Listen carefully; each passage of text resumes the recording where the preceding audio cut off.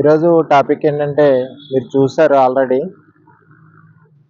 ఈ యొక్క వాతావరణం కూడా బాగలేదు, అనుకూలంగా లేదు. సంవత్సరం మొదలుకొని సంవత్సరాంత వరకు వర్షాలు కురుస్తూనే ఉన్నాయి. కానీ ముఖ్యమైన టాపిక్ ఏంటంటే ఈ గట్ల గడ్డి ఉంది చూసారా, ఈ గట్ల గడ్డి ఎక్కువగా పెరగకూడదు. ఈ గట్ల గడ్డి ఎక్కువగా పెరగటం వల్ల చీడ పురుగులు ఎక్కువగా చేలో చేరటానికి అవకాశం ఉంటుంది. ఒకటి ఫంగసైడ్ కానీ ఫంగసైడ్ రావాలన్నా, ఇన్ఫెక్షన్ రావాలన్నా ఈ గడ్డి వల్ల వస్తుంది. ఎలక కూడా బాగా పుచ్చిపోతుంది. ఈ గట్లని ఈ గడ్డి ఉండటం వల్ల ఎలక బాగా పుచ్చిపోతుంది అన్నమాట. దీనికోసం మనం చేయవలసింది ఏంటంటే ముఖ్యంగా నారుమడి వేయక అంటే నారులు నాటక ముందే ఏం చేయాలంటే ఇదిగో హిమాక్స్ చూడండి,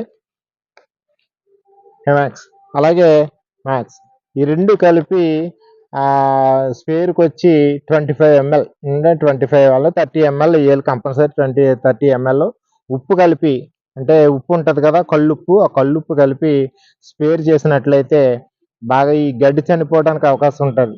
గడ్డి తీయాలన్నా కూడా మనం ఏం చేయలేము. ఇప్పుడు ప్రస్తుత పరిస్థితిలో గడ్డి క్లియర్ అవ్వాలన్నా కంపల్సరీ ఇది కొట్టుకోవాల్సిందే. చెట్లు మొదలు మాత్రం ఎట్టి పరిస్థితుల్లో కొట్టకూడదు. కొబ్బరి చెట్లు ఉంటాయి కదా, కొబ్బరి చెట్లు మొదలు మాత్రం ఎట్టి పరిస్థితుల్లో కొట్టొద్దు.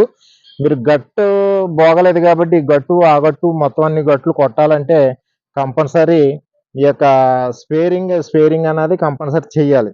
చూసారు కదా, ఎందుకంటే లేకపోతే చీడపీడలే కాదు, ఫంగసైడ్ కాదు, అలాగే ఎలకలు పుచ్చిపోవడం కాదు, అన్ని రకాలు కూడా వ్యవసాయానికి రేపు ఖరీఫ్ సీజన్లో అంటే రబీ సీజన్లో చాలా ఇబ్బంది పడతాం. ఖరీఫ్ సీజన్ ఎలాగ లేదనుకోండి, ఖరీఫ్ సీజన్కి మనం ఏం చేయలేం. ఎందుకంటే వర్షాకాలం కాబట్టి మనం మనం కొట్టినా కూడా ప్రయోజనం ఉండదు. ఎట్టి పరిస్థితుల్లో 3 hours కానీ 4 hours కానీ కంపల్సరీ ఎండకాయాలి. ఎండ కాసినట్లయితేనే గడ్డి చచ్చిపోవడానికి అవకాశం ఉంటుంది అన్నమాట.